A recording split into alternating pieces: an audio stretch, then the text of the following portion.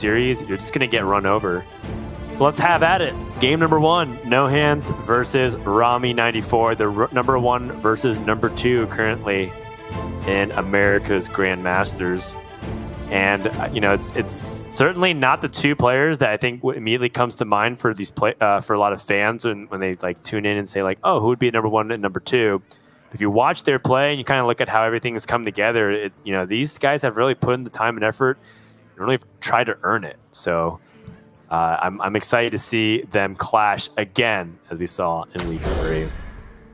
Opening hands, not really that great for No Hands. Doesn't have anything good to start off with. A lot of good support cards in the mid game. From Rami's perspective, is he hard mulliganing for the early AoE cards, or is he looking for his? Is he just going to ignore that instead? Say, the only way I can win is get my combo online even faster than my opponents. Yeah, you're still looking for Skull first and foremost. But if you had an Immolation Aura in your opening hand, you'd probably keep it. So it's not the most difficult. Did he? Okay, I was thinking, first it looked like a 4-keep. I was like, there's no way. I was thinking just an Illidari Studies keep. But he gets double jump. Okay, Sigil of Flames. Obviously, timing matters a big deal. Because if you play it going into what you think might be a Glowfly Swarm turn, they just won't play Glowfly Swarm. It's usually better if your opponent like pops off with a Gibberling turn to stop the Power of the Wild follow-up from killing you. Because other than that, it's kind of difficult to time. Yeah, that makes sense. And I wonder when Rami is going to pull a trigger on that. For now, finds a Chaos Drake off the top, allows him to set that up.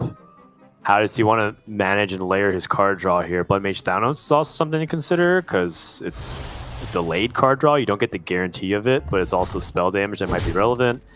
Either are okay. Rami passes it back to No Hands. I think Blood Mage is better off save. That way you have the option of going with Fellscream Blast, or if there's a Glowfly Swarm Power of the Wild turn, then Immolation Aura still clears it. A lot more flexibility.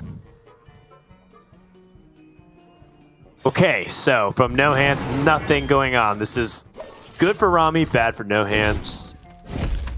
No resources to acquire at the moment. No Gesto Weight, no Fungal Fortunes. Double Prize Fury. Oh, boy. I mean, sometimes you just have a whole hand of unplayables from No Hands' perspective.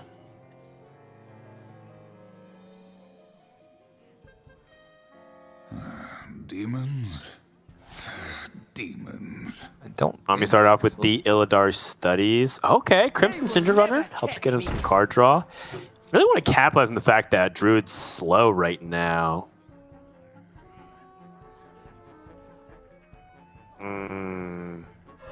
Skull's going to be in an awkward position. I can feel it.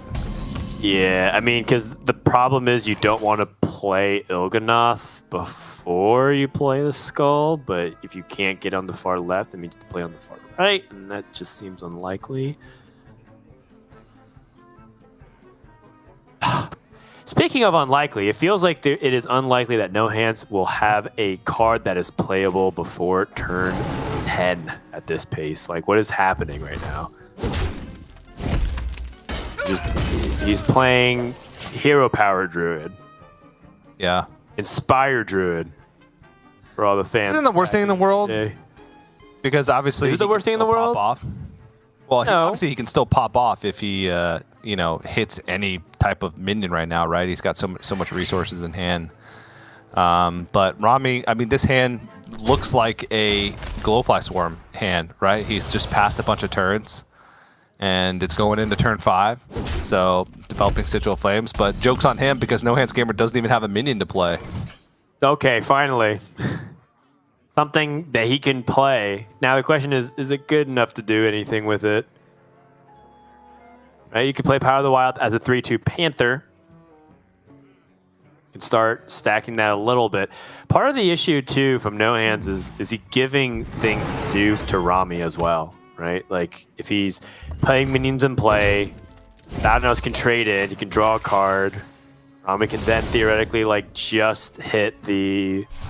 Oh, I forgot the Sigil Flames will activate. That's right. So it will guarantee that clear anyways. So in that case, he absolutely should not be playing his minion on the board because of the Sigil.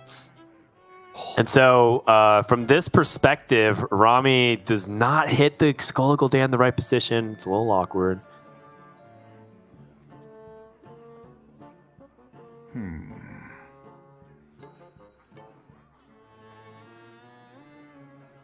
I mean, this is like he's going to have to keep playing cards off the top in order to activate either of the skulls. Yeah, and now Druid isn't exactly a class that can deal with the Il'gynoth very easily, but even if Rami set it up, No Hands does have the double Lunar Eclipse as well. So it's not something that, you know, you can think outside the box here. Be like, well, what if I get really creative and play Il'gynoth when there's a clear board? It's probably not going to work out in your favor here. Philosophy. Wow. Counter Arcanist. I mean, he's hoping that he can play the Skull next turn. He's dumping his hand. Very painful. Yeah, he'd have to draw one cost something, and then coin out and get the Skull. Yeah. But this is brutal. But both players is that like just waiting for something, anything. Okay, Runic Carvings. Guys. That's a board. It is a board. Germination. Is there a lot of application of that card in this matchup? You think? Nope, too slow. Spending 4 mana to want the copy Runic like a 3/3 at best. Yeah, I think you just want the Runic Carvings.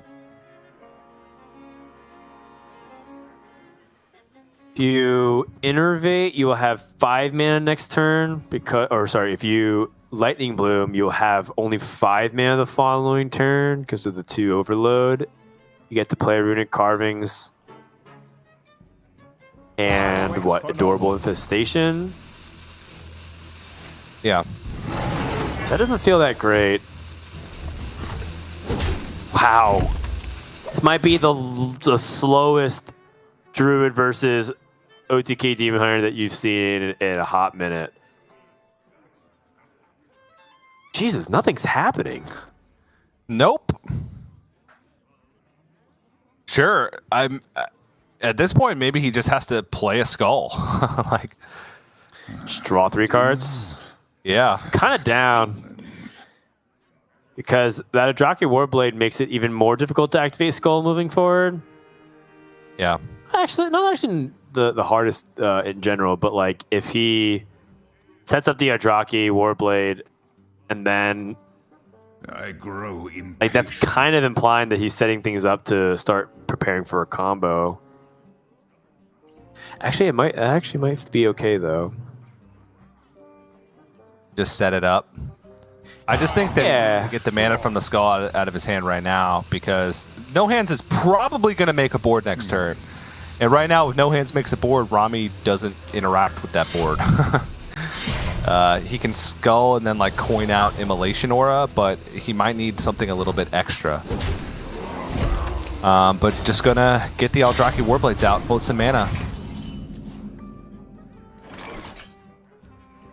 Okay, so 11 mana available to No Hands this turn. Could go Runic Carvings, Adorable Infestation, Lightning Bloom, Pride's Fury. He'd have 4 mana next turn with the double overload. He could go Power of the Wild something. Another Pride's Fury? Or just another Pride's Fury, yeah. I mean, I think you gotta I like go it. for it. He saw that nothing was copied with Philosophy, so Right. and Rami's been playing cards off the top, so we know Moarg's not in hand at the time being. Yeah, there's also the ability to squeeze in a Lunar Eclipse throughout all of this as well. So you could Lunar Eclipse, that's 2. Runic Carvings goes down to 4. Then you can innervate, do the things that TJ said, have a big board, and set it all up. And if so, he has to do it a little bit quickly. Looks like he's deviating, going for the Thorn Growth Sentries instead. This is, I mean, they're slow, and then there's this. Wow. moving like molasses. If he goes for Runic Carvings and the Pride's Fury play, he would have 4 3/5s and a 2/4. Oh no, he'd have 3 3/5s, a 4/6, and a 2/4. It'd be overloaded for 4. It wouldn't be like setting up lethal. Maybe he wants to just go for a 2-turn. Yeah. But it's absolutely right. He's giving over so much time for Rami to be able to do what he wants. Because if Rami wanted to activate that skull, he would have had the Immolation Aura into that Runic Carvings board, which wouldn't have taken out that much, if anything. Right. Well, either way, Rami gets the discount on more card draw. Even has the ability to keep that second Eldrazi Warblades in his back pocket. Set up now, I suppose. There's no harm in playing it now. There's also no point in playing it now, so I'm down to just hold it. And it looks like Rami thinks the same thing. Glowfly Swarm. Okay, is that Finally enough? Yeah. I mean, he could do, has access to 12 mana this turn. Go Glowfly Swarm, Power of the Wild, Lightning Bloom, Pride's Fury, or something along those lines. But judging by his last turn, he's very hesitant to go all in, I guess. If he did that play next turn, he would have 5 mana, which wouldn't be enough to go Power of the Wild, Pride's Fury, but it would be enough to go Ultimate Infestation, Pride's Fury? Or not Ultimate Infestation, Adorable Infestation. Oh man, if he had Ultimate Infestation, whew. If he had Ultimate Infestation, we'd have to open up an investigation. I'm not sure how he got that. Yeah. All right, so want to call out that very soon Rami actually has the opportunity to play a second skull. If he hits a Moarg, then we actually have a situation where Rami could potentially win here. Start things off with a Chaos Strike if he chooses, since the Chaos Strike will allow him to kill off one of these Treants. The Acrobatics also draws cards as well. See what he can pick up there. Oh, I can actually play both. That's right. Illidari Studies is really interesting as well. Okay, Immolation Aura, just clearing off the board, creating more space, getting his skull into another good position. I like this from Rami so far. An I-Beam. All right, we're chugging along. Rami's got No Hands down to 21.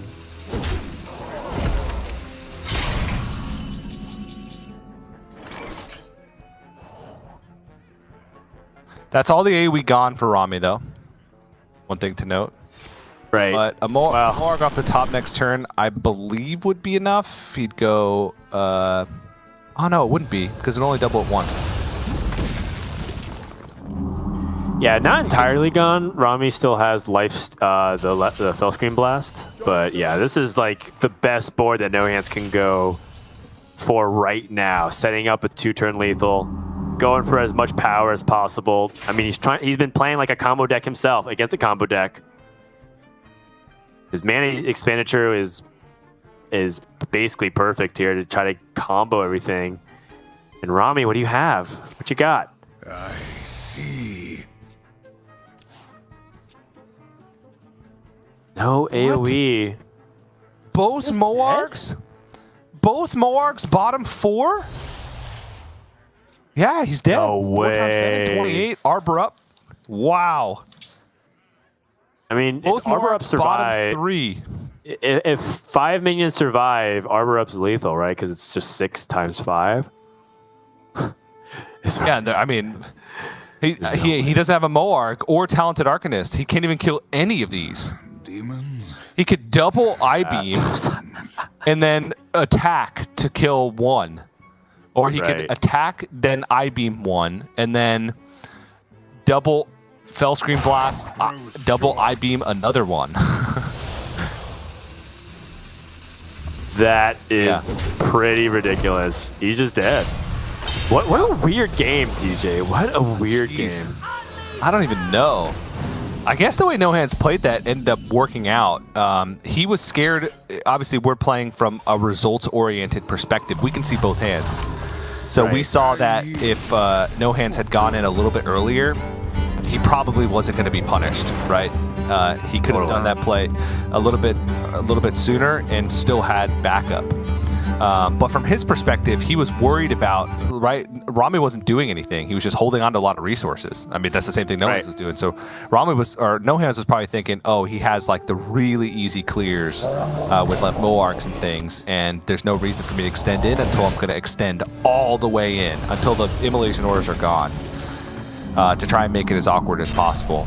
And he did just that. So it looked weird how he spaced things out and how slow he took it, but the way that played out, it honestly was perfect. So props to him. Really good play again from NoHandsGamer, just like showing you how he's able to take unconventional lines and deliver. Right, this is a situation where I think it was very easy to mess up from the token druid side. I think a lot of people says, I just gotta get something on the board. I gotta pressure them. Hope they don't have it. In the situation, I'm so far behind. It takes a ton of experience and, just honestly, just the bravery, right? To be able to expect that you'll be able to survive a combo OTK Demon Hunter drawing 27 cards. But he knew that was his best chance to win, and he pulled it off. That's a really impressive line that NoHandsGamer was able to show. And again, every time I watch NoHandsGamer, I feel like the guy is impressing me, and it shows you exactly why. Going up in game number 2, Rami's going to turn to his Control Warrior. You mentioned this might be one of the more problematic deck in this series here. Yeah, absolutely. Specifically for the Token Druid, oh boy. I mean, Rami's got Minefield, Bladestorm, Lord Barav, double Rancor, double Brawl. And on top of that, a ton of just kind of early game nonsense that can get there, right? That can clean things up. Armor Penders, athletics, double athletic studies, venomous Scorpids, right? Just to kind of get on the board, discover things.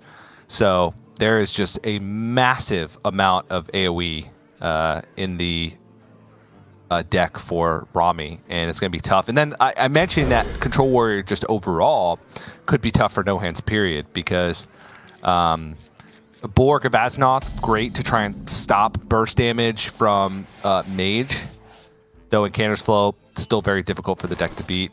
And then for Priest, he does have Cthulhu, so there's like this secondary win condition. Even though the deck doesn't have that much straight up value, it can sometimes just die to like mid-range minions that Priest can generate. That's about it. So we'll see, right? Still a lot of Hearthstone left to be played, but I at least love Rami's chances in this matchup. All right, well, game number 2 starts off with Guess the Weight being the first card played.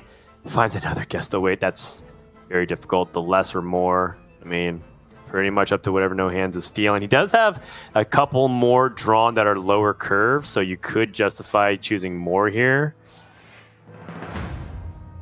And does find it. Ooh, and it's Fungal Fortunes. Oh man, NoHandsGamer's feeling it. Like when he's rewarded for a play or a line that he takes, just watching him like have a momentary, like you can see him patting himself on the back internally. Like, oh yeah, well done, Luke. And hits Glorify Swarm too, so. It's not the biggest of deals, right? Because you play Glorify Swarm on 5, like double Rancor, Bladestorm, Brawl, a ton of things. And I'm sure that No Hands has done some testing for this matchup. So I honestly don't know how you're supposed to space things out, if you're just supposed to kind of go in and hope they don't have it, or if you're actually supposed to just play it super slow and wait until you can, go for minions plus Soul of the Forest, try and make your board a little bit stickier to the wide AoE. all definitely things to consider as you move forward and see whether or not you can try and pressure the warrior with your boards that they have so many answers for. I mean, do we need to talk a little bit more about how much power that, you know, warrior has with picking up extra Rancor from that Venomous Scorbit? This is looking very tough. Now, if No Hands can find a way to navigate this scenario, it's like, just give this guy the Season 1 championship already. Like, unbelievably stacked against him right now. Yeah.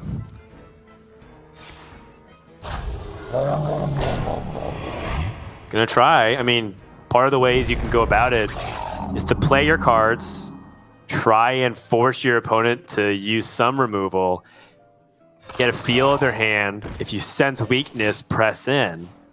If you sense a little bit of too much greed, punish. He has cards to do that with Soul of the Forest, for example. This is an opportunity for Rami to get his Outrider Axe going, start drawing a bunch of cards. Another way you could end up finding a way to punish the warrior is Token Druid finds lots of opportunities to gather resources and draw cards, and you might be able to inefficiently fight, but just out-resource them over time. Mm-hmm.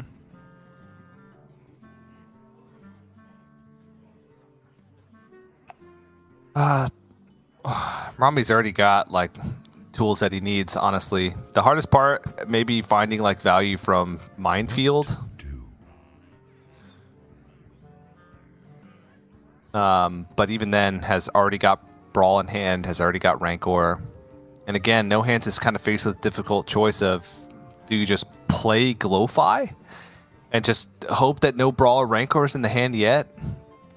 Do you go in with the Gibberling here and try and make some sort of Soul of the Forest board that's a little bit more resilient?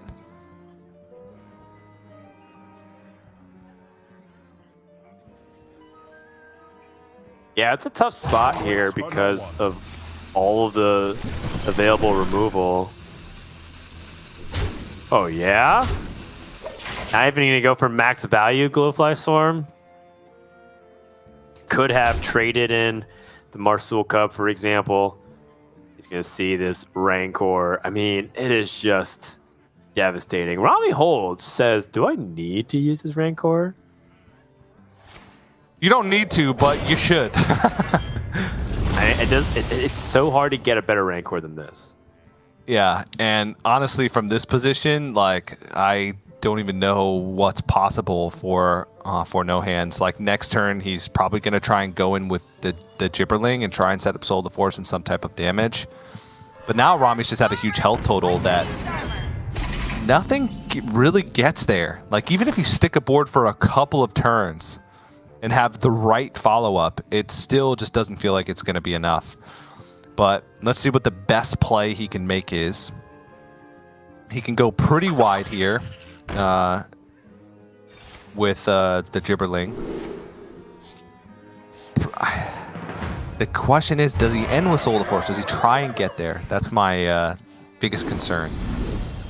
Guidance could be huge in the matchup as well. It could discover another wave of threats.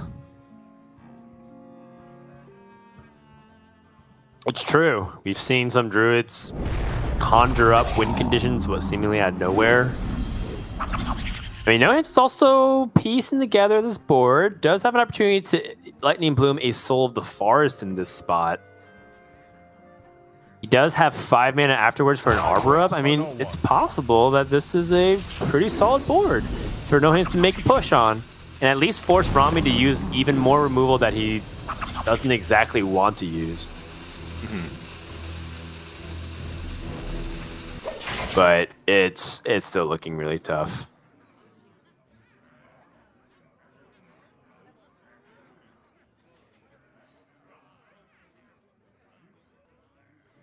So there's Brawl as the first form of AoE. There's Minefield to help reduce the board state a little bit as well, but you could hit your own minions. Actually, it's kind of inconvenient to remove this board from Rami's perspective now that one Rancor's been used. Well, discovered Rancor's been used. Oh, Minefield. Destroys his own minion, but unlocks the other Treants in the process. Can use Karga's Plate Fist to rush into stuff. Okay. I like it. Not feeling too much under the pressure, just systematically removing the board. Yeah, still gets to hold on to Brawl, Minefield. Has another draw with the Outrider's Axe. No Hands, though, still picking up more board pressure, more board refills. And has guidance as well to maybe even discover even an additional one. So it looks like Lightning Bloom, Solar Eclipse, Arbor Up is the play here. Okay.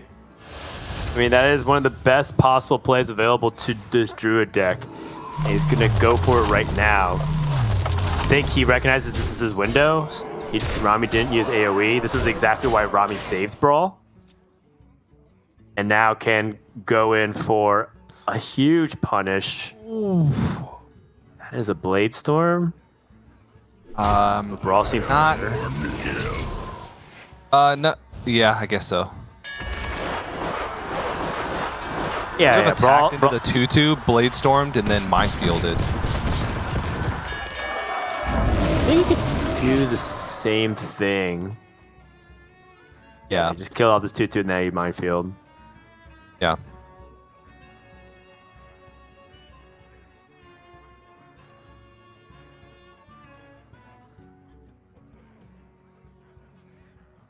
I'm considering if there's any other series of plays that he would want to put out here. He could use his Shield Slam.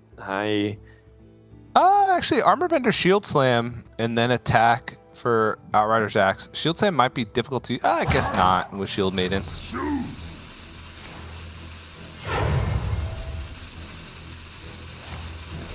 Coin Armor Up Shield Slam. Okay, that's creative. Wow, okay. I was kind of expecting the Armor Bender. I mean, this is just card efficient, right? He's spending his mana getting the free armor from his hero power rather than using Armor Vendor for it. True. All right. Guidance. Yikes. Guardian Animals, of course, does not have application to his deck, really. And then Iron Bark. I mean, it's Iron Bark or nothing really here. All right. It's not looking great. Get him, Marsul Cub. Good news, you have the cutest board right now. Bad news, you're kind of just dead. Not entirely just yet. Was Rami trying to catch a fly or something? He seemed like his attention was momentarily taken away from the camera. He was like, oh, whoa, whoa, whoa. That's right, I am competing at the highest level of Hearthstone available to myself and my fellow people in the Americas. Okay, No Hands finds the Fungal Forge. That's big. New life. Big. So looking at the refills he has left in the deck, he has a Gibberling with double Nature Studies, and he still has Solar Eclipse and Arbor Up in the deck. But right now, this is going to be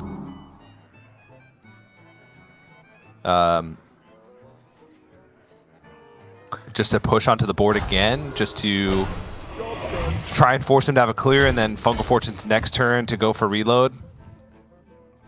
This is awkwardly shaped for... Oh, man. I mean, the Shield Slam changes a lot of that. Shield Slam allows you to properly Blade Storm now.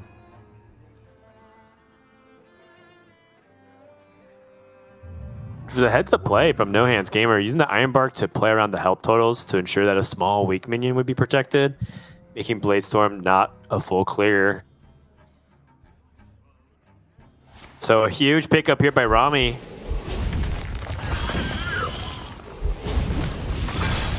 Ah, that's got to be devastating here. That was a good attempt by No Hands. It was. Does he have anything else left? He has a Gibberling. But he could discard it by playing Fungal Fortunes. He also has Arbor up, so I mean he could go Fungal Fortunes. Whoa, Solar Eclipse Fungal Fortunes. Yeah, he's gotta try. Like Arbor up's the only card left that really matters. He has double Nature Studies as well.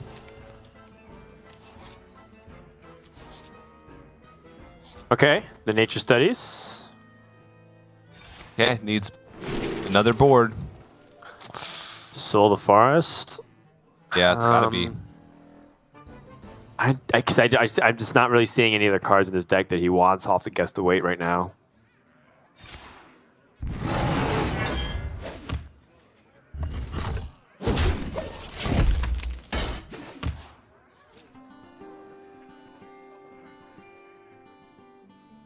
Well, Rami can just crew resources. Time is on his side. Drew's going to fatigue out pretty soon. Just has to make sure that he's well prepared for it. So he's going to commit his cutting class. Finds another Rancor. Oh my gosh. Yeah. Another Rancor, another Bladestorm in hand, has a Minefield. Resizing Pouch! Resizing Pouch could do anything! Yogs are on! It's true. Nature Studies does make that a 0-mana card. Okay. Well, all right. Resizing Pouch it is. And then he has to wait for Nature Studies to be drawn, and then Resizing Pouch for 10 and hit Yogg-Saron. Oh, no, that is the Nature Study, so he has it. So you look now. Because Alex draws it, it ain't doing it, this game. Yeah. And if he goes for this, if he goes for Thorngrowth Sentries, he loses his opportunity for Yogg-Saron. Because he doesn't have... Okay, yes. Whew.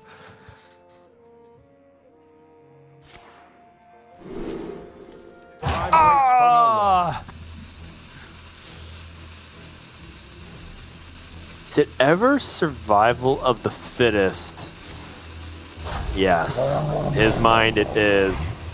In his mind, it's now. Now or never. Soul the Forest.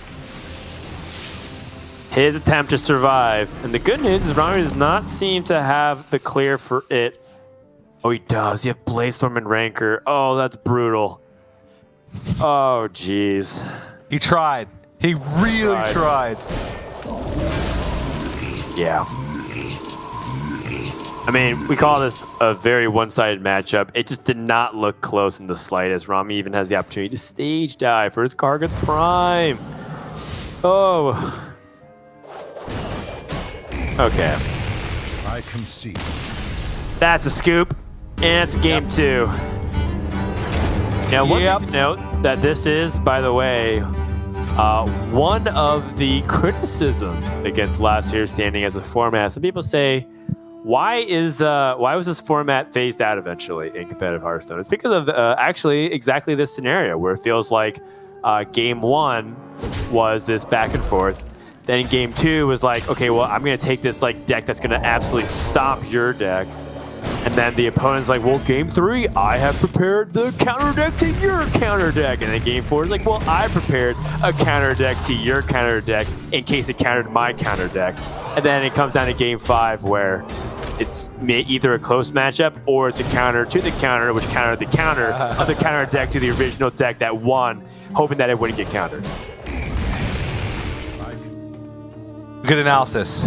A little history of why Last Hero Standing was eventually phased out for Conquest. Yeah, it can feel pretty bad at times. But, you know, when you have a metagame where there's a lot of like even matchups or 55-45 matchups, and you're having to make like weird tech decisions or kind of tinkering with already meta decks to make them counter queue matchups, that's where it gets cool. And I feel like we've kind of hit a balance, but obviously that was not a good example. Because I just, unless like all of the AoE removal, which is like Heart of Cthulhu, double Rancor, double Brawl, double Minefield, double Bladestorm, if all that was like bottom 10, sure. Maybe. You know? Yeah. Maybe. The only time I've ever won a matchup like that from the Druid side, because I have played a handful of Token Druid, was going for like the turn 1, turn 2, like push out like 10 damage and then Warrior like barely draws enough to clear with like a couple of minefields and whatnot, and then just like the second wave kills them before they draw like Brawl or Ranker. That's like the only time I've ever had success against Warrior, by just being really fast. And NoHands tried his very best to play a slow combo layer strategy, and it just like was not working, as you can tell. So forget that. Let's go ahead and go into game number 3. NoHands is on the Spell Mage. Spell Mage defined by the cards that you see in the key cards section. No Deck of Lunacy available to NoHands. No way to get that in. Specialist is not happening anymore. And so Rami, who is on that Warrior, when you look at Spell Mage going up against Control Warrior, is this a matchup that you think Spell Mage can do it, or did they need a card like Deck of Lunacy? No, they can definitely do it, especially with Rami's build. Cthulhu, not really going to do much in the matchup. You're never getting to that point where it's playable, and 5 mana is too expensive to play on something that doesn't have that big of a board effect outside of like Body of Cthulhu. Rami also has a lot more removal than some of the Control Warriors that we've seen. With, you know, the double Minefield, double Blade Storm, double Rancor, a lot of those cards aren't going to be that useful in this matchup. He does have a good amount of armor gain with Armor Bender, with the Natural Hero Power, and with Shield Maidens, and does have Bulwark of Azeroth. But it's about having the time to get all that done, right? Because if Mage gets off to a fast start, or if you're preoccupied with minions, sometimes you don't have a chance to get all that armor. And Mage also has one of the best ways to get through the Bulwark of Azeroth in the current metagame, at the very least, with Mask of Cthulhu, which doesn't waste nearly as much damage as, say, Weapon Rogue, which has to attack into it with a 9 attack weapon. So. Yep, no, it's a good point. Like, it's just the fact that Mage just gets too much mana discount. Mage having the Encounters flow, pretty favorite, I think, against the Warrior. The non-Encounters flow, with a little bit of a nerf to some of its mana costs, like Refreshing Spring Water, I'm curious to see. We don't have too much information out there. Not many people are jamming a lot of Control Warrior compared to some of the other decks that's out there right now. But I am interested in seeing that. And out of all the Control Warrior matches, this does seem to be the one that we have the most data on.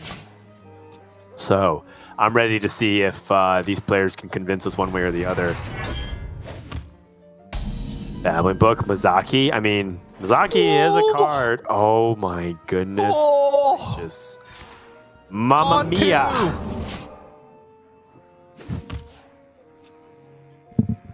Yeah. All right. Well, Encounters flow, like we said, now has changed the dynamic to the point where I think NoHandsGamer is going to be really far ahead. Rami's playing cards for tempo, and now it's going to be a slow deck trying to pressure the Mage, who will have infinite time, it feels like, because Controller is not good at pressuring, in order to find a way to kill the Mage, and it's just not going to happen. Yeah. I wonder. Rami has to withstand the damage. That's the win condition. It's just to fatigue him out. And even despite all the armor gain, that's still a very difficult thing to do. Doesn't play like cash to try and get like additional goods. Yeah, Warcash being in like the list from Fled, but not in the list of Rami. NoHands can continue with the Apex's Blast. And from here, oh my goodness. Woo! Twilight Runner. That's the third one we've seen today from Apex's Blast. That's crazy. Oh, it's nasty. It's so nasty. And these are not high value at all. No. He's looking for Kargath Prime and Kargath Prime alone. Yeah, it's okay because he has Minefield. So I was kind of looking at the Twilight Runner, but the Minefield does end up dealing with this very easily, so he's A-okay. But still, one of those things where it's looking like the game is giving NoHands a lot of opportunities to try. and steamroll Rami. Finds Font of Power. Not really easy to use when his hand's already kind of full. Mm-hmm.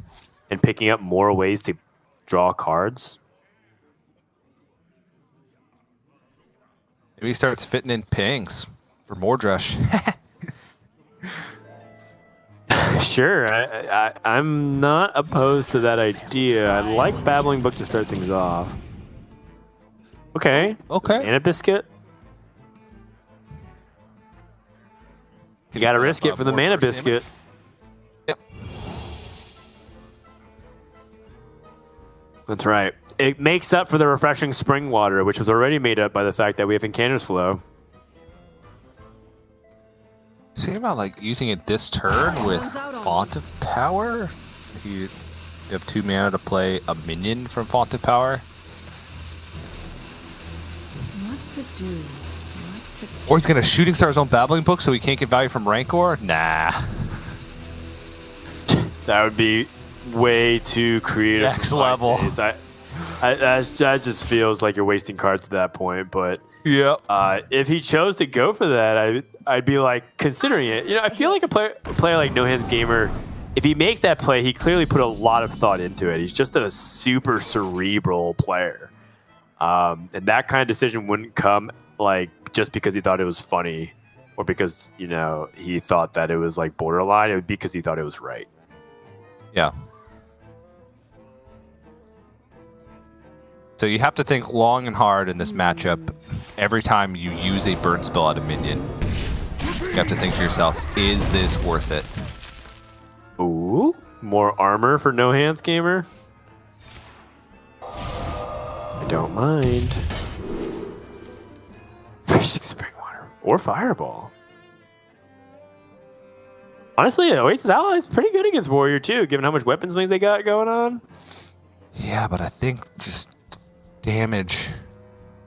Oh man, it's tough because he does have card draw. He has Primordial Studies and Cram Session, so I don't think Refreshing Spring Water is necessary. True, but Refreshing Spring Water with Mizaki is also like super nutty. Yeah, I think the Oasis and Ally Biscuit as makes well. sense, actually. Yeah. Not bad versus Warrior. It gives him some stickiness onto his board. I think from No Hand's perspective, he feels like he does need to find additional damage outside of just a raw burn. Yeah. Okay, so that's the Heart of Cthulhu, I believe. Yep. Not particularly useful right now. In fact, nothing's that great right now. Yeah, I'm kind of thinking like the Red Gale and Coerce. Yeah. Shield Maiden. Because you don't really want to, because the deck is so removal heavy, like it feels wasteful to take damage at all from minions. Totally. I mean, at some point in this game, No Hands could decide to just draw his entire deck. Yeah, his hand space is usually just an issue. What to do? Yeah. Do. Because the power of Mizaki plus Mana Biscuit, Shooting Star, and then Primordial Studies, Cram Session, right? That's already 4 spells that could easily be dumped for not much mana. I think No Hand's just going to try and take this opportunity to dump cards while he can.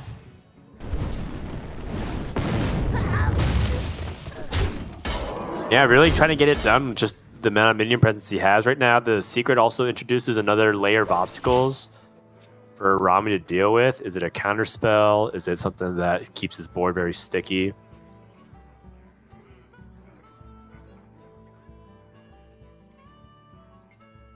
Rami picks up the Body of Cthulhu, I think. Yeah, Body of Cthulhu, which gives him some board presence. This one little babbling book is quite a nuisance. It's very annoying. It's very annoying. And I don't think he even wants to play Body of Cthulhu because he doesn't know the secret. It could just be counterspell. Wow. I actually get this because Rami says there's not that many minions in the deck right now, and I want to find a way to deal with it. Now No Hands is considering popping off with the Mizaki. Like, okay, use your removal. That was a big one. Prison Phoenix. So this would be second spell, third spell. So we're at +3 spell power, +4 probably because he's going to play the Shooting Star. And then draw the deck. And it's all cheap. Entire deck with 5 cards coming in hot. Oh, another flow. Another cram session. Hey! Cram session. You can't even play that cram session. It's going to draw too many cards. Unless he finds a refreshing spring water. So he just needs to dump his hand because of mana. Oh, jeez. Okay. I can This play fireball's going to Then he hit can for a million.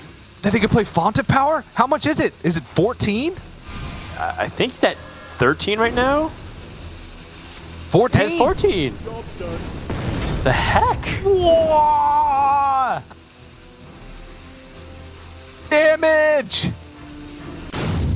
Okay, Rami can sick. kill off the Mizaki, but geez, that was a ton. And we talked about how Mizaki could just really go off. I mean, but Rami's just out of things. He has nothing in his hand that gains armor anymore. True. None of this helps. Nitrobus Poison, bulk up. Execute? Could... Well, he also has Chorus, so I think Chorus is probably on the table. But he knows there's more minions coming up.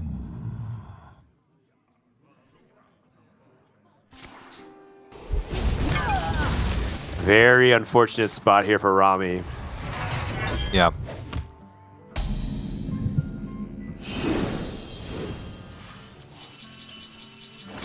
Oh, ring toss. Whoa.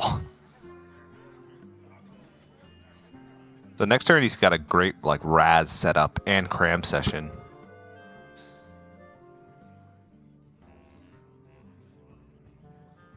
Yeah, so Raz gets with the Phoenix and the card draw, which means that he could probably dump his hand a little bit this turn. He's going to start off with Arcane Intellect, which doesn't really feed into that, but he picks up cheap spells. That's nice. Guess he's just going for maximum amount of the resources here to start things off. Looking for burn, potentially try to close it out because he wants to capitalize on the spell damage the moment it awakens from the dormant, which makes sense. Yeah. Okay, I get it. I support it. I'm behind that. Counter spell. Netherwind Portal, probably. There's really not any big minions left in the deck. Yeah, he doesn't need more card draw either with Rig Fair game, so I'm down for that.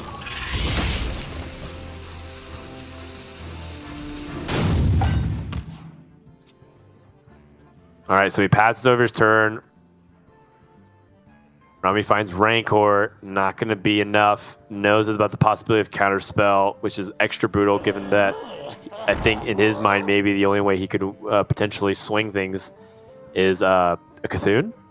But it's not going to get to that point.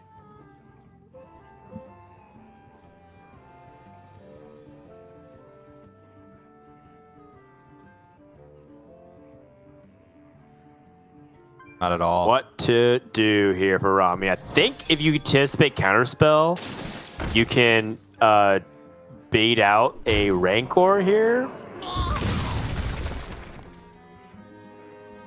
I don't know if Rancor is going to do much more than just gain 2 armor for 4 mana. I guess he could just do the the execute like triggers it, so then you can Rancor. Or you could body of Cthulhu if you're feeling a little fancy.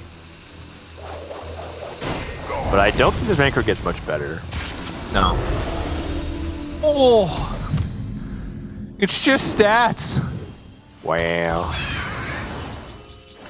Oh my goodness. That's just so much power. I think No Hands can set up the 2-turn here. Raz plus the mask is like a lot of damage. The Conjure plus the mask is a lot of damage. And set up for the following turns. Mask plus Ring Toss number 2 is also really good. I'm liking that. Like, there's just any kind of combination of cards here that involves playing Mask and Cthulhu. I'm very much in favor of.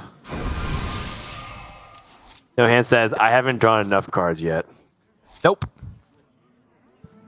I mean, it's funny because I guess he really doesn't have that much more burn spells left, but It's funny because he's about to deck out, and Rami still has 20 cards left in his deck.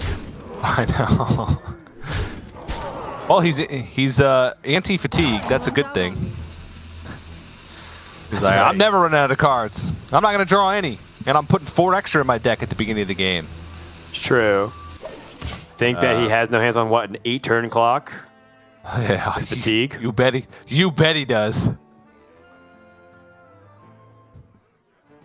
Yeah, I just don't see a way out for him. This is just brutal. Yeah. Several one-sided games coming in here. Rami has to brawl, has to hope.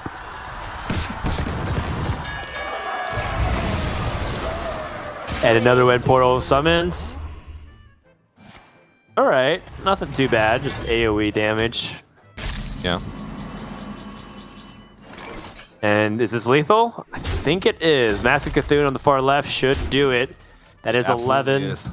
health remaining. And Massive Cthulhu's got it covered. We're going to a game 4 and seeing if Rami can take down No Hands' mage here. No Hands 1 game away from going to yet another semifinal top 4. Yeah, he had one rough week, right, in week number 4, where he didn't earn any points. But since then, before that, he was just on fire. Every week, top 4, he had a win, a second place, and a third, fourth. And his second place was a loss to Rami. So it'd be a little bit of revenge for No Hands to get the win. It's in the quarterfinals now, but still probably just as impactful in his mind. But yeah, it's going to come down to what last deck remaining for Rami is the Priest. No. Mage. It is a mage remaining, TJ. All right. So, yeah. Well, I think, coming down to it, it just really might be the series defined by the mage. I mean, the mage is looking very strong. There's mage mirrors. We've seen it a lot during Specialist Week, especially in Europe, where it felt like they were incapable of playing another class just based off how prominent it was. Obviously not the case. It's just one of the impressions you get. And Rami does have a deck of lunacy kind of thrown in there, which is just the difference. It doesn't necessarily need the shooting star as much, and instead prioritizing a little bit extra greed in case he needs it, which I like. Personally, I'm a fan of deck of lunacy lists. I totally get that mage can get there anyways, but I personally just like having that option in my belt. Yeah, there's Incanter's Flow and coin Incanter's Flow into Incanter's Flow, but nothing is really scarier than just deck of lunacy on 4, right? Because at least with Incanter's Flow, you know what's coming. It's just powerful spells that are a little bit cheaper. With deck of lunacy, it's powerful spells that are a lot cheaper and that you have no idea what they are. Yeah, that's right. Sometimes a little bit tricky. Okay, so here we go. Game number 4. It's kind of been a long marathon of a weekend so far. Last year's standing does lead to a lot of contested back and forth series just based off of it. But will it be that close? We're looking at No Hands' opening cards here, the Incanter's Flow onto already looking very good. How does he want to set up into it? Does he want to go for it immediately? He does. Coin Flow. Rami very happy for NoHandsGamer. Yep, just ecstatic. Giving him a round of applause for how good his opening hand is. Like, one day I hope my opening hand will be that good as well. Ooh, I guess Mask? Yes, Mask is probably the only thing really that Rami is looking at, because if you can't get ahead in the ramp and the resources, the one thing that you can do, the one avenue that you have as available to you, is getting ahead of the damage race. there's the three things that you're kind of juggling in this matchup, which is the card count, if you're able to ramp faster than your opponent, and how you can abuse that for power turns, and then the straight up race. Because at one point it just becomes, I play Mask of Cthulhu for 10. And your opponent says, I too play Mask of Cthulhu for 10. It's like, well, guess what? I have an Apexis Blast. It's like, well, you forgot that I have a discounted Fireball, so 2 Fireballs and 7, I win. And that's Mage. But there's also these like instances where one person's like casting Burn, right? Like Fireball on 4, Apexis Blast on 5. Maybe they can find a way to squeeze a Mask of Cthulhu. And then one person's played Double Flow, draws 17 cards. And then kills you out of nowhere. We've seen that happen as well.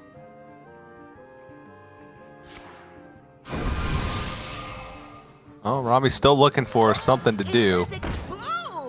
At least he's got some minions to play. Double Refreshing Spring Water too.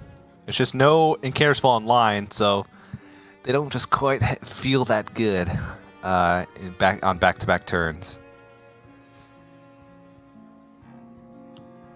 Water Elemental lines up right into a Apexis Blast, but it corrupts his Ring Toss, and he doesn't really have anything better to do.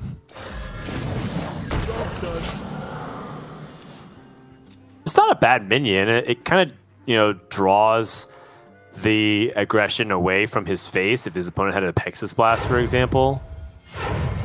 In the Refreshing Spring Water, oh wow, you can see the impact of the nerf right there. Right here, right now. Refreshing Spring Water, not a big deal. I mean, it probably isn't in the grand scheme of things. In this one specific micro situation, it's a huge deal. Heck of Lunacy? Oh, it's time. TJ, it's time. Oh, yeah. Let's go for it. I was waiting for it. Who wants to play with 30 pre-made cards in your deck anyways? Just give me the tavern. Hey, Ixar, just give me the tavern, bro. Just give me the tavern, bro.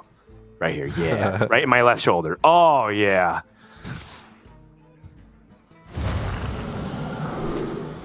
Oh, jeez. All right, it's one of those games. It's Burn versus maybe Burn?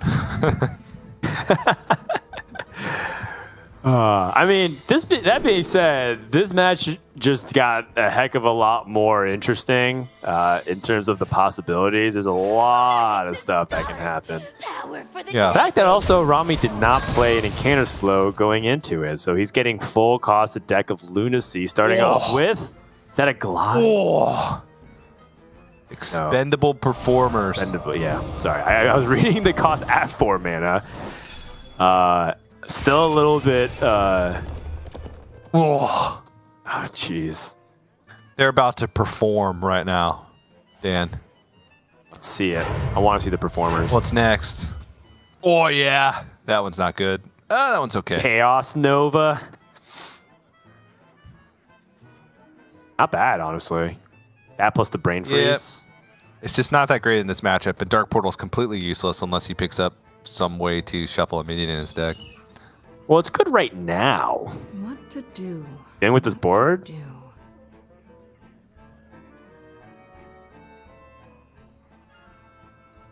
What's the best use of it? Dark Portal, obviously, not great. I kind of like the Chaos Nova right here, though. All right. Yeah. Not using the Brain Freeze.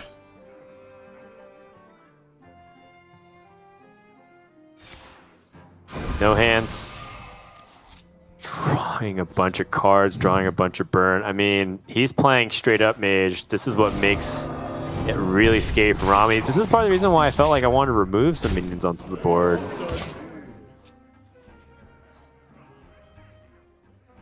Libram of Justice.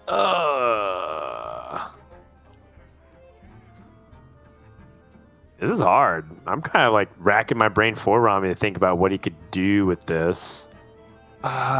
He could Expendable Performers, trade them all in, and then ping the last Expendable Performers. Just try and get the refresh on the Expendable Performers.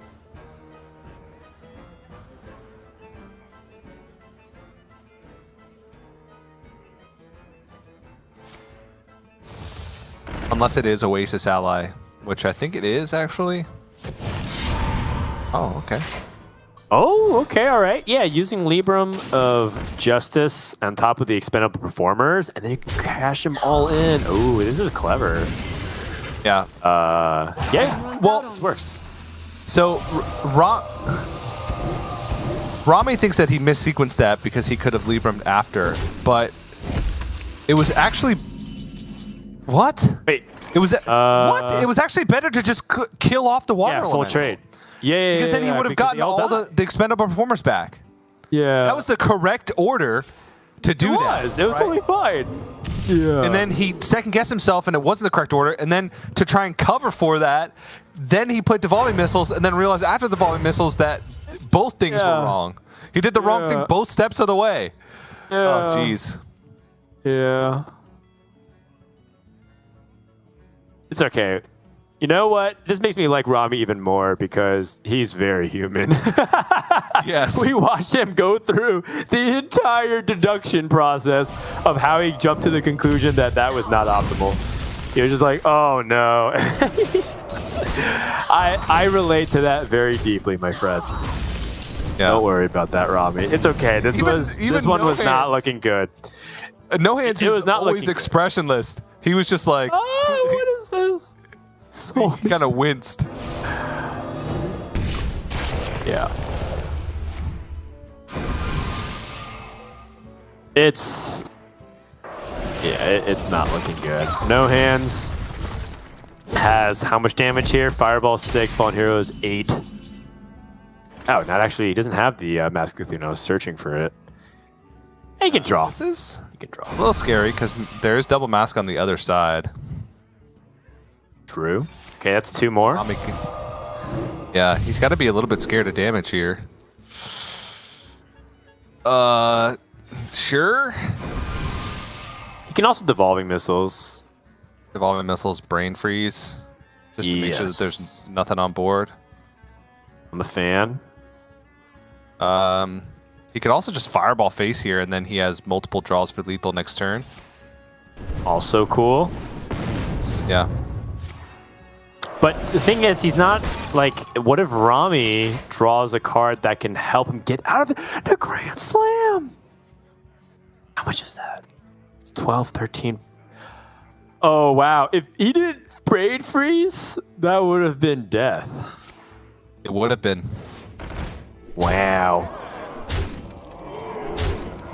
Still not out of the woods yet. NoHandsGamer is he does not have lethal. No, he does not. And Mask of Cthulhu is very much not lethal here. TJ.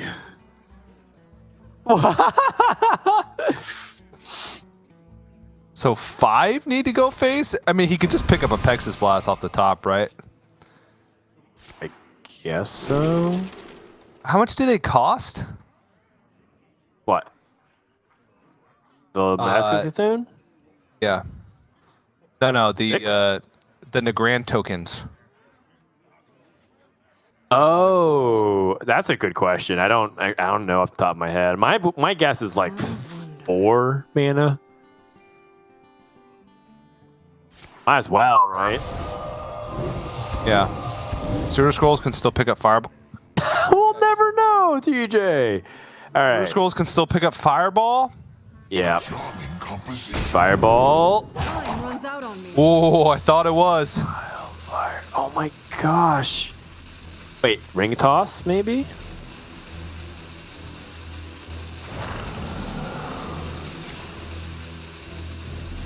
Ice barrier?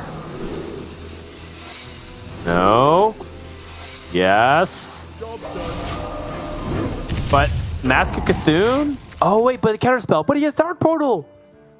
TJ, Dark Portal was not useless. Guaranteed. Yeah, it's guaranteed. That was so good. It's not Dark useless. Portal. It activated the Dark Portal was counterspell. nuts. Oh, let's go, Rami. Deep breath, baby. All right, game 5 Oh, it is. it's a tied game. Wow. The grand scam comes out from Rami, and that's going to be a game 4 victory. We're going to game 5, the last game of today, TJ. It's quite a marathon, but we got Priest versus Mage one last time to determine who's going to top 4 tomorrow. That we do. That we do. Priest vs. Mage, obviously, you know, we've seen it a ton now up until this point, even just today. Rami is playing double Ogremaster, not playing Cthulhu, playing Onyx Mage Scribes. Does have an Ooze thrown in there, but overall, I think the list is decent against Mage. Doesn't have like Desperate Prayer, right, or any like additional healing like Devouring Plague, but does have just a ton of value. And oftentimes that's enough to beat Mage. It's not about just raw healing, as we saw earlier from Killing All Day, who had a ton of just raw healing, but couldn't find the value at the end of the day. I think that Rami's list is not too bad against the Mage. That's right. So let's take a look at the Priest a little bit more, just for people who need a quick refresher course. It is a control Priest that has a lot of these legendaries and flesh giants to help swing the game in the late stages.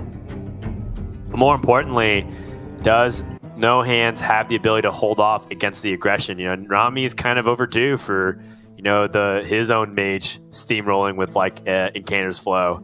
It feels like it happens on average every other game when you mulligan super hard for it. So we shall see if that's going to come to fruition. Either way, you know, this rematch in the Week 3 final is delivering. We're going to Game 5 to determine who will advance. And who could potentially move into #1 points, TJ? This could be a fight for first place that we're witnessing right now.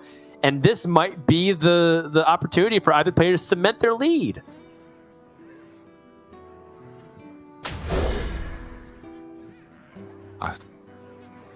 Oh, sorry. I got my decks backwards. No Hands is Priest.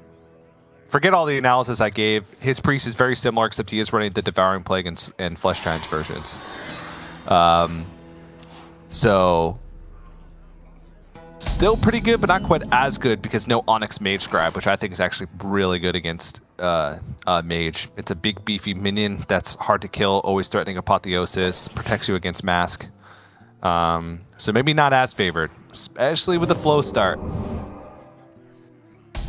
But No Hands has been here before. He knows the drill. Let's do it. No Incanter's panic Flow allowed. on 2. That's right. No Hands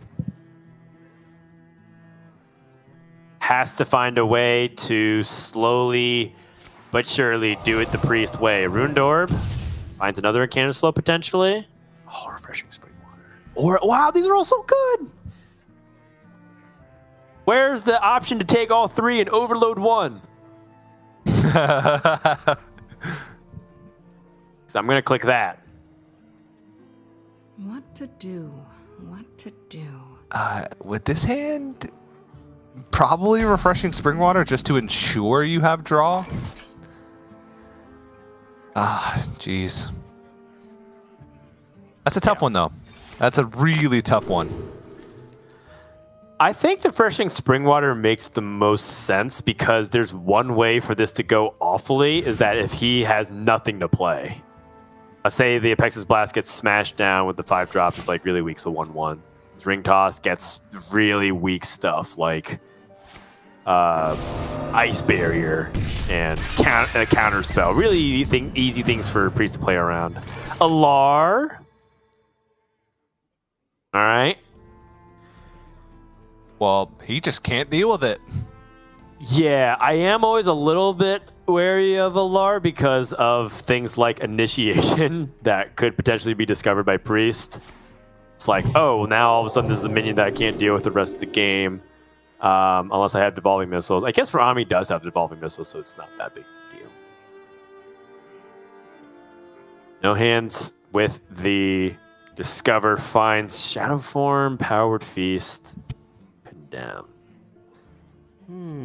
All these options tell me one thing, and that's this is going to hurt.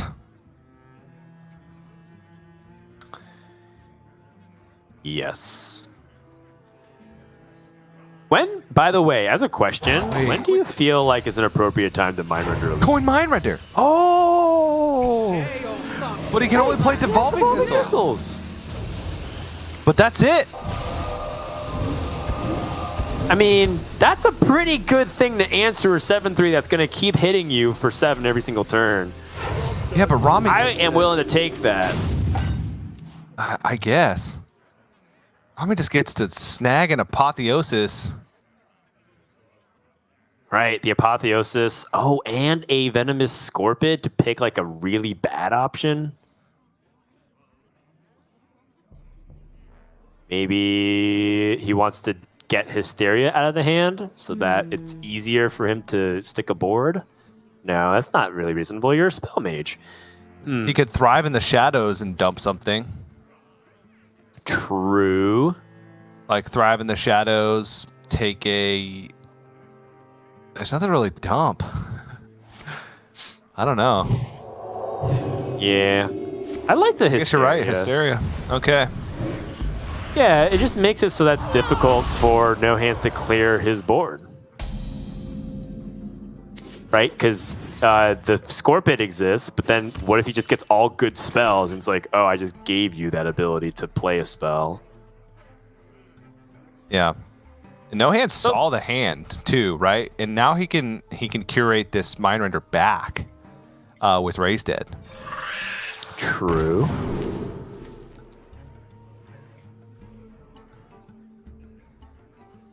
Yeah, actually, I think that was what was the point that convinced him, right? The conditions make a lot of sense if you start analyzing it. No Hand says, no minions have really died for me, so I can Mindrender again. I can get download onto his hand. Not only that, my hand's not easily playable, so it's difficult for Mage to capitalize right back. And then, also, I'll be able to make Rami afraid of that and may put him in a situation where, like, if he's not playing these cards, I can specifically time Mindrender to say play Ring Toss right back or Apexis Blast, all these different things. This is really clever. I like it. You know, it's one of these situations where I think Mindrender Lucia, not used optimally, because he clearly didn't do much besides just play the Devolving Missiles, but sets himself up for better plays in the future. I like that. Yeah. I don't know if it works out for him, but it was a very creative idea. Yeah, all things considered, I do like it.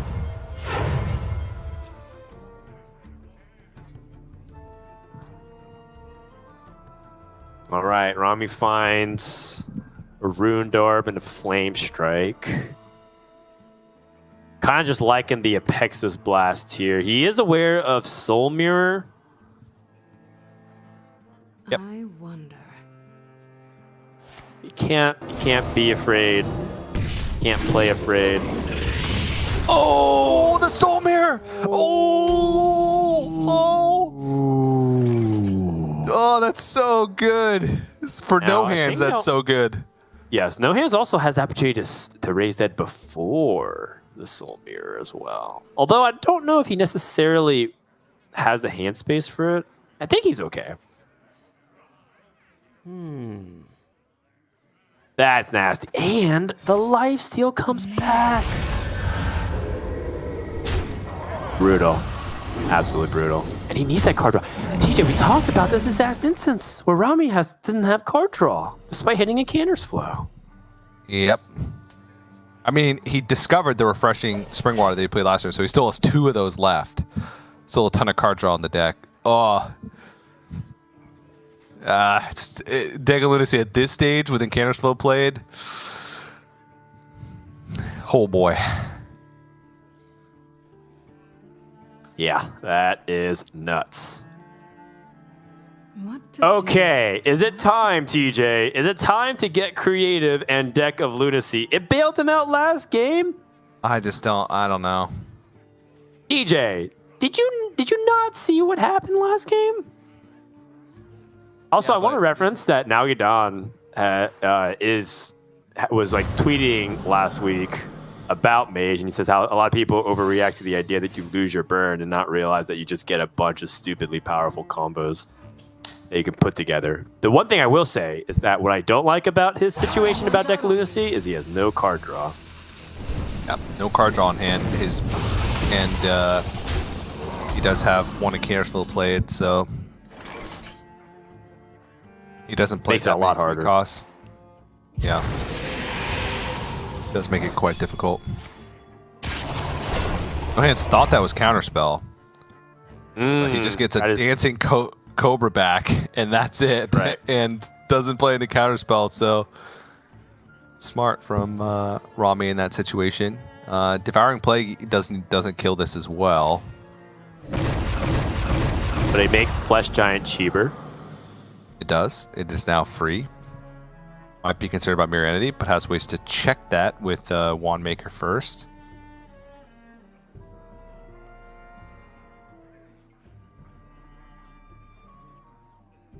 You don't pick the wands. Wandmaker can give him Holy Smite. More importantly, triggers the Mirror Entity. Condemned clears off most of the minions.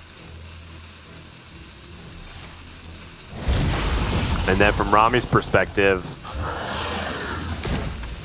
how do you deal with this Flesh Giant here? A couple of ways, actually. There's the Flame Strike. There is a Ruined Orb to potentially look for an option to do it. Okay. How does the second Incanter's Flow interact with the deck of Lunacy, TJ, from your perspective? Probably not favorably. No. He could deck of... Probably better to deck of... I don't know. Wait. What to do? He drew all of his... Or not all of his 7s. He has 1 7 left. That would be a 5, and it would go up to 8. You don't want 8s. But then... And he'd already drawn both of his Apexis Blast. All of his expensive cards would be gone. He would bring his 2s down to 0. Then he'd go up to 3. 3 mana spells aren't that great. I don't know. That's difficult. It's real difficult. He's thinking about it too. The way he's kind of staring at the ceiling, like thinking about it, I think he was considering that same possibility as well. Gonna take it a little bit slower. I wonder if he wants this Incanter's Flow. Okay, not even gonna play it. Why is he not playing the Incanter's Flow here, TJ? Does the ping matter that much? It has to at this point, right? He's got to milk all of this damage, as much damage as possible. I suppose so. It does feel like part of the issue will be whether or not he's able to have these incredible power spike turns, but yeah, like he needs to start grinding away. NoHands has a Skeletal Dragon he could play as soon as this turn. It's very high health, makes it difficult to remove. Rami just showed that he has difficulty removing the 8/8. A 9 health minion is going to be even harder. Seems good to me. Finds another opportunity for a big dragon. I kind of like Plague Proto Drake only just because it is sturdy against removal, so they can't have the option of fireballing or anything like that.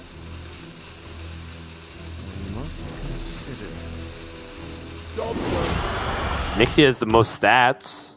Yeah, just raw stats, right? Most mask protection. What are you looking for? Door. Card draw, I guess, is the biggest one.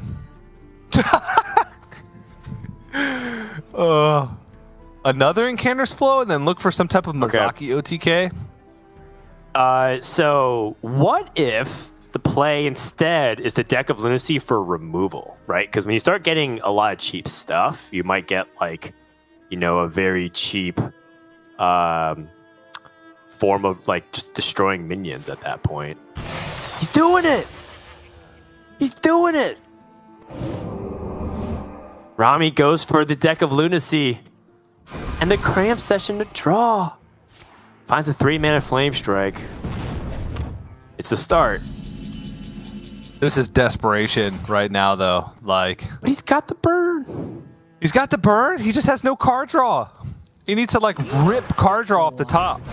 That's fine. He'll be fine. All right, I trust you, Dan.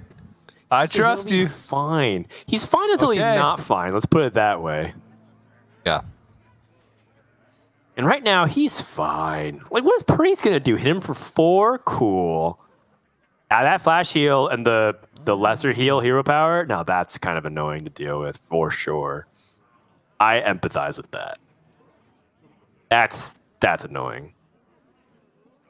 Twilight Runner, cool. Dancing Cobra. Strike. I mean, Cobra Jam, cool.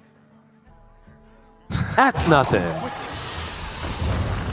This deck of Lunacy draw, though, it could be everything, DJ. It could be. What is Show it? me the goods. Hand of Gul'dan. All right. Hand of there's the card Gul'dan. draw. That's what I'm talking about, TJ. You can also just Mask of Cthulhu right here, by the way, and I think it's good. Yeah. TJ. Maybe Oh, he's don't doing no it. hand. He's sitting up. He's adjusting his Oh, seat. he's sitting up. Okay, now do we Onyxia? I mean, this is like a powerful opportunity to set up a big board. I guess it's just one of the things you don't want to fill up your board, though, if you need to like play battle cries like this.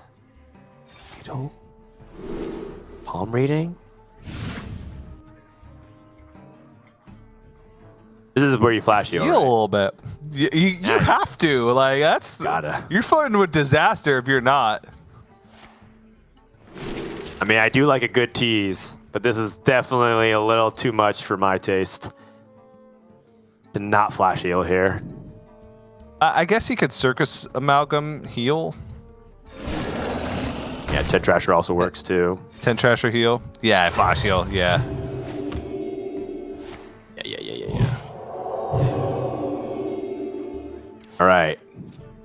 And Rami finds a combustion. Okay, so that helps deal a little bit with the board. Hand of Gul'dan finds Brawl. Palm reading for more burn. Oh, Quality. Zero mana. Oh. Okay. Wait, is there?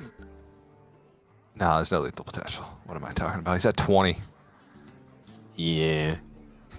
But let's say Palm Fine. reading finds another Mask of Cthulhu, right? I wonder. Now we're talking. Yeah, now we're talking. Oh. Okay. Okay. So you a quality combustion here, and then rip the expensive mask and pig. Ooh. I'm down. Yeah. Okay. Good. Yes.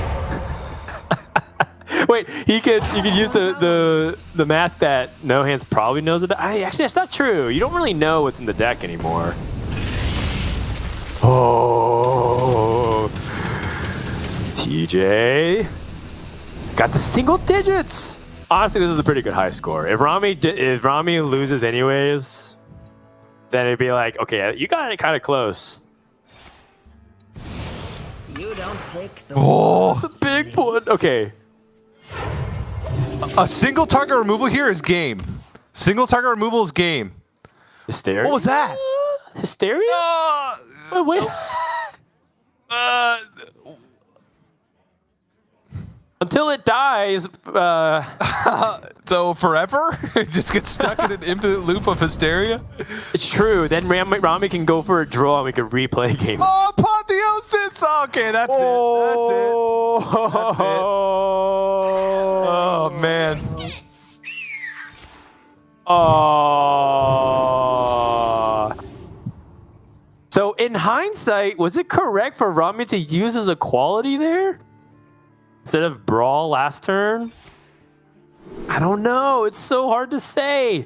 He's lacking in card draw. I mean, I can't help with raise the issue with he also had the opportunity of rigged fair game when discovering spells. Oh, another one. Punish him, Luke. Give him the hands. Job's done. That's right. Ah! Okay, Rami, what do you got? Petting zoo. Sick. He could petting zoo brawl. Okay. I'm listening. And then hope the petting, whatever that is, I don't even know. Wins? It's like a bird duck. Get him, bird duck. No!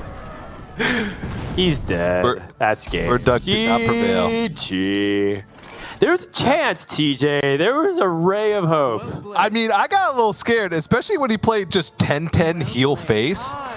Like, if there was like a malevolent strike just tucked into the top of the deck right there. Yeah. No Hands was dead, because that was exactly Mask of Cthulhu Ping. Yeah, or core something. I don't know. It was very strong. Oh, no, you're right. You would have to be damaged. Either way, NoHandsGamer takes game 5. Rami's second, or rather, ability to follow up and beat NoHandsGamer has been denied. But what a fun series at the very end there. Very back and forth.